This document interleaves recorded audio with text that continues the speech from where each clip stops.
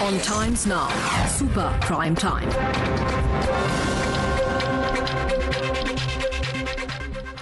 Joining me tonight, Air Chief Marshal Falihomi Major. Joining me, Chief of Air Staff. With me, General N.C. Vij, former Army Chief, also with us. In a bit, Pankaj Saran, ex-Deputy NSA and ex-Ambassador to Russia, will be joining us. And Air Marshal Falihomi Major, I want to ask you, the world is on... Check. Hello. Air Chief Marshal Falihomi Major, I'm so sorry. Air Chief Marshal, I want to ask you, the world is on edge. Many people thought that this war that Putin had gone into unexpectedly wouldn't last more than 3 or 4 days. In the 5th day, still counting, and the talks between the two countries in Belarus haven't really come out with any solutions yet. Do you think, many people are asking this question, do you think at this point Mr. Putin has chewed off more than he can bite, or bitten off more than he can chew? Good evening, Navika. In any war or any conflict situation, no one dares to, bite off more than what he or she can chew. And the present fog of war and the uncertainties which we see in Ukraine today is a very fine example. I think this conflict is one which is very, very difficult to predict, because the way it began and the way and the situation it has reached today very clearly denotes and speaks for itself that conflict of war of any kind in today's world is absolutely unpredictable, and there is no crystal balling that you can do very effectively. Having said that, let me say that the present conflict in Ukraine has been in the making for many, many years. And it is only now that we have realized as to what the world order is gradually turning into. It is sad today that we in India have a very large number of our students who are stuck in this war-torn victim nation, Ukraine. And I do hope that with the absolutely outstanding effort which is being put in by the government of India, both diplomatically and otherwise, we will very soon get our children out of Ukraine. Because at the moment, that is a huge concern for the country, and we need to focus on that. Thank you. Absolutely. Air Chief Marshal Major, the topmost priority as far as India is concerned, apart from its diplomatic positions, is the safe homecoming of our students who are stuck in the crossfire. Meanwhile, we're getting some breaking news. We understand there has been a telephonic conversation between French President Emmanuel Macron and Putin. And in this meeting, Mr. Putin has set some conditions for ending the war. He said protect Russia's security interests. Putin has also dictated terms for truce. He said that Ukraine must remain neutral. That's the latest that we are getting, and Russia's security interests is what Mr. Putin has put on the table. Mr. Pankaj Saran, clearly, as of now, the fact that Putin is going to be extremely worried about Ukraine joining NATO and offers of, joining the European Union would be playing on his minds, and he's now set conditions. Where do you think this war is headed? Of course, the concern of our domestic brethren still stuck in Ukraine is a large part of India's worry at this moment. But the fact that there have been noises that this could turn into a nuclear war, there is readiness in Russia as far as the nuclear warheads are concerned. Do you think this is the beginning of some amount of negotiation that has been pending, and the envelope was being pushed by the Western world, now Putin coming back to the table and putting his conditions on the table? Thank you very much for having me on the show. You are right. We can build different kinds of scenarios in terms of which way the war will go. But usually when the government takes decisions, it normally does not operate on the basis of a worst case scenario. So I would say that while the specter of a nuclear war exists in theory, I do not think it is a realistic scenario. So if we keep that aside, even then, we are at a very sensitive and a very critical juncture of this current conflict. A lot is going to depend, apart from Russia and Ukraine, on the NATO and the European Union. And there could have been nothing better than this telephone call, because the French-Russian channel seems to be perhaps the only one in operation today which might be acceptable to both the Ukrainians and the Russians. The Belarusian channel, which is today hosting the meeting between the two sides, is there, but the Ukrainians are not totally comfortable with Belarusia because they perceive it to be pro-Russian. Having said that, I think this is a manifestation of a festering wound in the heart of Europe. And the most basic problems have emerged and have suddenly boiled over into this conflict. The whole question is boiling down to the balance of security interests between Russia and Ukraine. And this is what Russia keeps coming back to again and again. Now, because it is a large power pitted against a small country, the popular and the expectable, understandable perception is that it is a fight between unequals. But as a large country ourselves, with a very unstable periphery, we have to also keep in mind that even large countries can have legitimate security interests. This is not the prerogative only of a small country. So from an Indian point of view, the only thing we can sincerely hope for is that the sides show maturity. And frankly, Europe was supposed to be, and that was the considered wisdom, that Europe has the most advanced mechanisms and institutions which they have actually not only built themselves, but they have also sought to disseminate across the world as best examples of conflict resolution. Today, for India, the problem is that those same countries who set the benchmark for conflict resolution, who spoke about peaceful coexistence, are today faced in this kind of a conflict and this kind of trapped into this zero-sum game. And it is to think of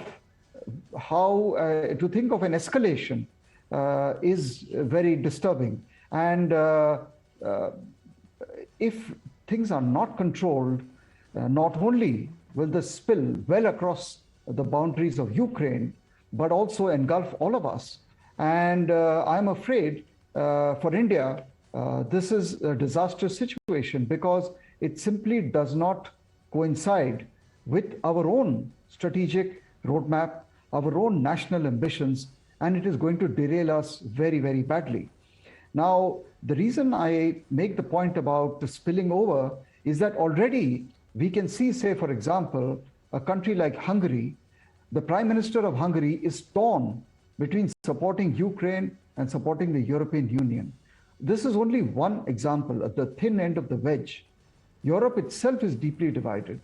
The world is divided. So if this goes on like this, if it has a domino effect, I frankly do not want to get into a world war.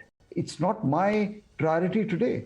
And everyone is going to then point fingers at everyone else and say, whose side are you on? Now, I was not in any manner responsible for this conflict, but I am a collateral damage to the extent that I am firstly expected to take sides. If I choose this or that or whatever decision I take, it is not going to satisfy everyone. So I am in a quandary, and I just hope better sense prevails and the issues that have brought us to this pass are resolved diplomatically. I'm afraid there is actually no other way. Absolutely no other alternative. General Vij, I want to ask you, there is wide criticism, and there always is in instances like this, pointing fingers at the government that you've taken too long to evacuate Indians who are stuck there. Do you think this criticism actually has good basis, good substance? Because many people are saying that you've delayed evacuation of Indian students, and that is priority number one. And now, with India's position at the United Nations, with taking abstaining from votes against Russia, do you think we are endangering the future of those Indians who are still left back in Ukraine? It's a question on everybody's mind back home in India. How do you respond? Navika, this worry is well placed, but the fact is that India had issued the advisory much in advance, and they had issued a couple of times, but perhaps nobody expected the war to break out so soon or break out at all. And people thought that perhaps by negotiation the things will settle. And secondly, it is very difficult also for the students to take a decision whether to get back home, because a lot of money is involved, a lot of expenditure is involved, and their career is also involved. So that is one part. But the fact is, now that this war is on, the government of India has left no stone unturned to make sure that the maximum possible actions are taken to make sure that the security of the students is ensured. For that, they have pushed out 4 ministers. Today, they will be leaving, and they're going to all the areas where from the evacuation perhaps will be more easily possible. And I think we have a very good past record of evacuations and rescue operations, and we will be able to cope up with it. Next point I would like to mention is that now that these ministers will be there, at their level, they will be able to handle with the respective governments that good arrangements are made at the receiving end. That is the countries to which they have gone and where they will be located. The most difficult part is the movement within Ukraine, and that is within Kyiv especially, because thousands of people are now gathering on the railway stations and they are wanting to come. Now, students will be well advised that, and the embassy has issued that advisory also, that they stay put in their places, listen to the embassy, get the messages from them, only then leave for the railway station so that they can be moved. But on their own initiative, trying to get out will not be wise, because there'll be many checkpoints on the way and they'll be stopped anywhere, and there'll be great difficulty. Big escalations happening. General Vij, I have to interrupt you.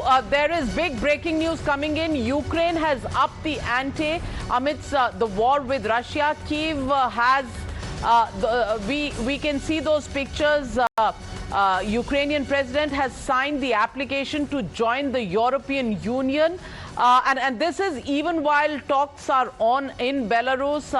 How do you view this development, Air Chief Marshal Faliomi Major? Do you think this is an escalation, or this is just positioning, that Ukraine is doing at a time when it wants to push Russia down from the negotiating table in Belarus? Which way is this going to play out? Navika, to me, this is a disastrous move. This is absolutely disastrous. And I think if this is the way Ukraine wants to carry the present conflict forward, we can expect one hell of a lot of damage, not only to these two countries, but the rest of the world also. Mr. Pankaj Saran, do you read anything between the lines here?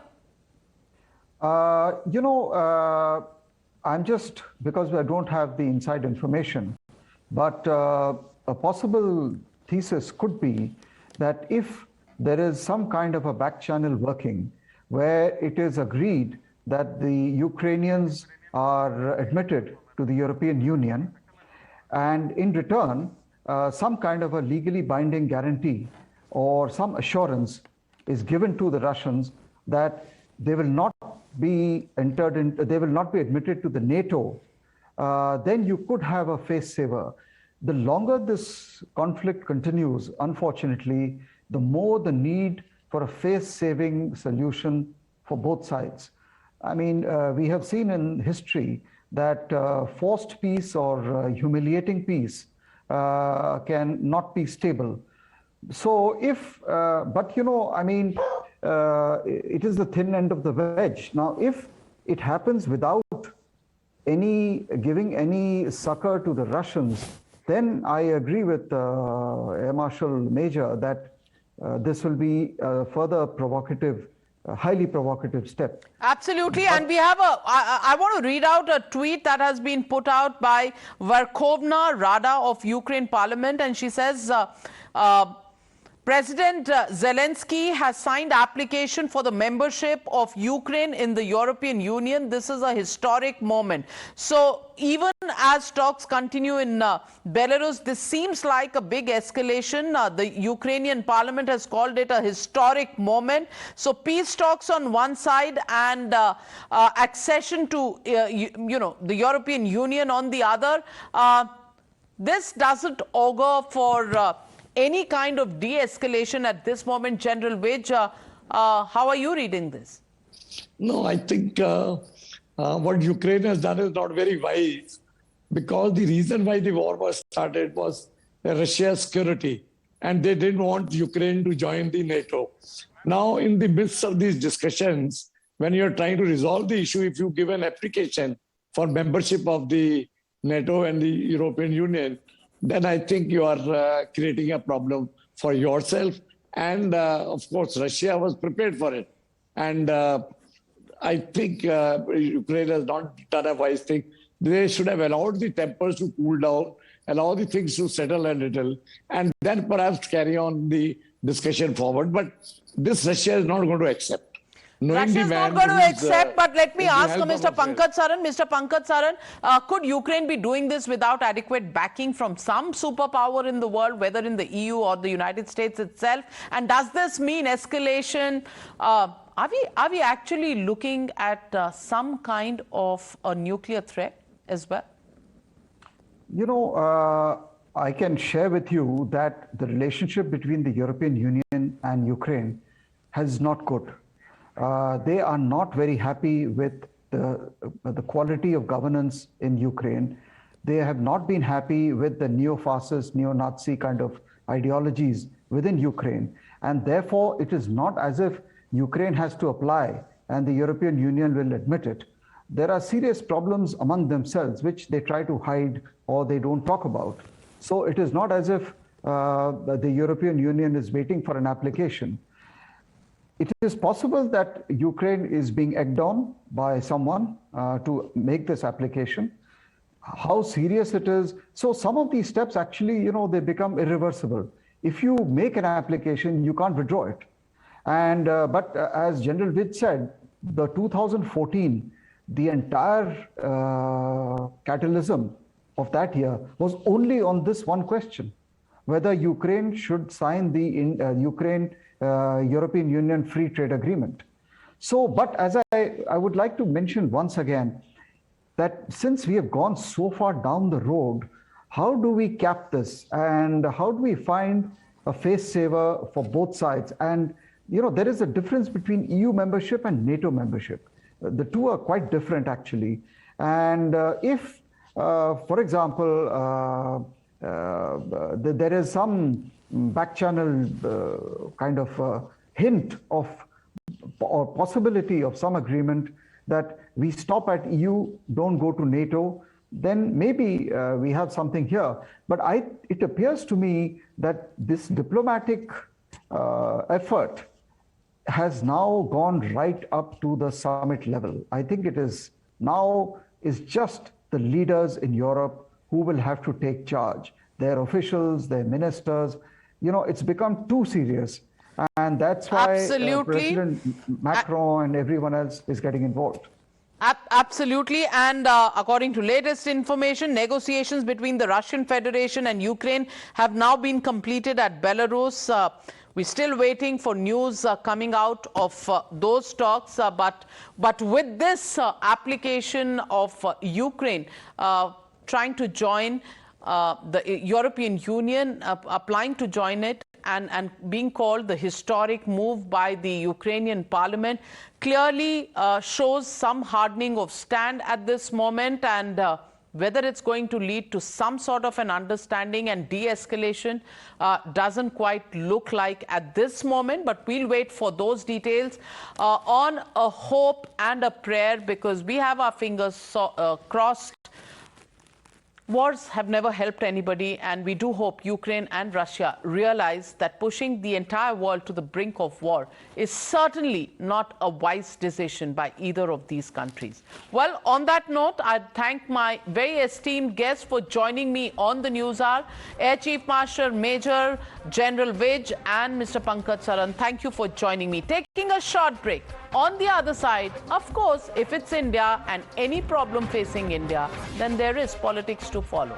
We'll debate politics over Operation Ganga on the other side. The News Hour at 9 will